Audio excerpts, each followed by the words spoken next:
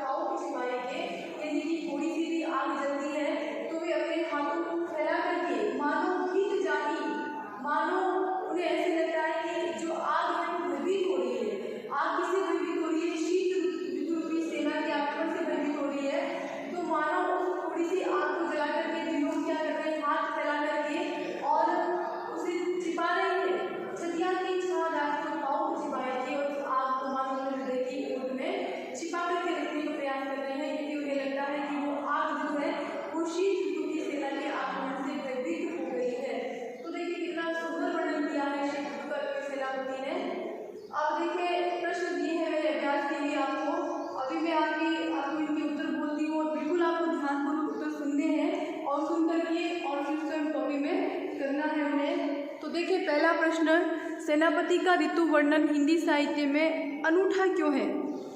क्या है प्रश्न कि सेनापति का ऋतु वर्णन हिंदी साहित्य में अनूठा क्यों है? तो देखिए हिंदी के कवियों में सेनापति जो है वो इसके लिए प्रकृति वर्णन के लिए प्रसिद्ध रहे हैं। सेनापति रीतिकालीन कवि थे और रीतिकालीन अधिकांश कवियों ने श्रृंगार रस की रचनाएं लिखी है।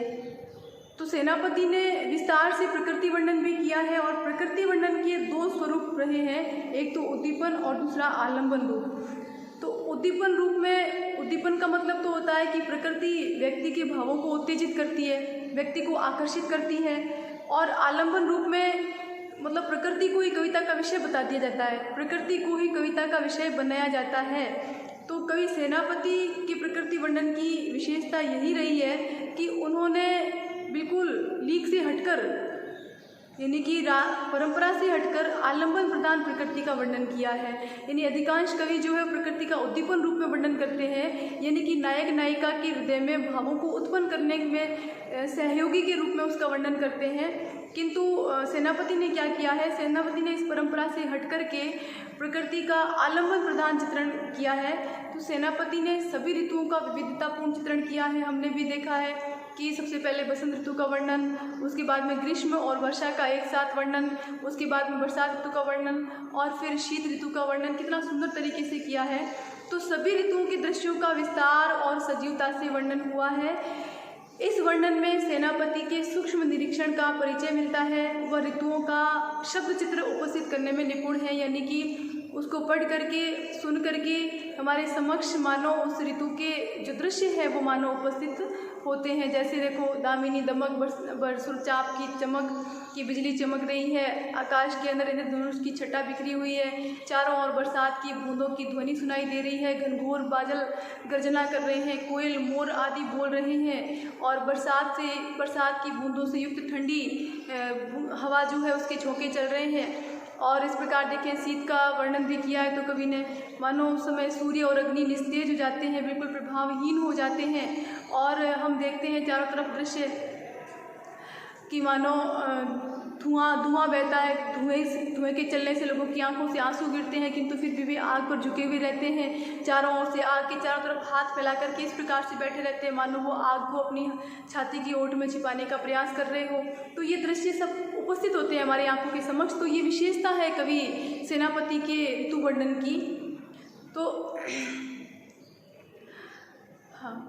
तो हमारी पाठ्यपुस्तक में भी सेनापति के प्रकृति वर्णन पर आधारित 4 कविता संकलित है। इनमें बसंत, ग्रीष्म, वर्षा, श्लेष अलंकार पर आधारित संयुक्त वर्णन और वर्षा और शीत ऋतु का वर्णन भी इन्होंने किया है। तो सेनापति के प्रकृति वर्णन की सभी विशेषताएं जो है वो विद्यमान है। फिर देखिए अगला प्रश्न है दूसरा, पठित काव्यांश के आधार पर शीत ऋतु का वर्णन कीजिए। तो देखिए शीत ऋतु का वर्णन किस प्रकार से किया है कवि ने। शीत ऋतु ने अपनी प्रबल सेना के साथ जगत पर आक्रमण कर दिया, तो आग की शक्ति क्षीण हो गई और सूर्य का ताप भी ठंडा पड़ गया।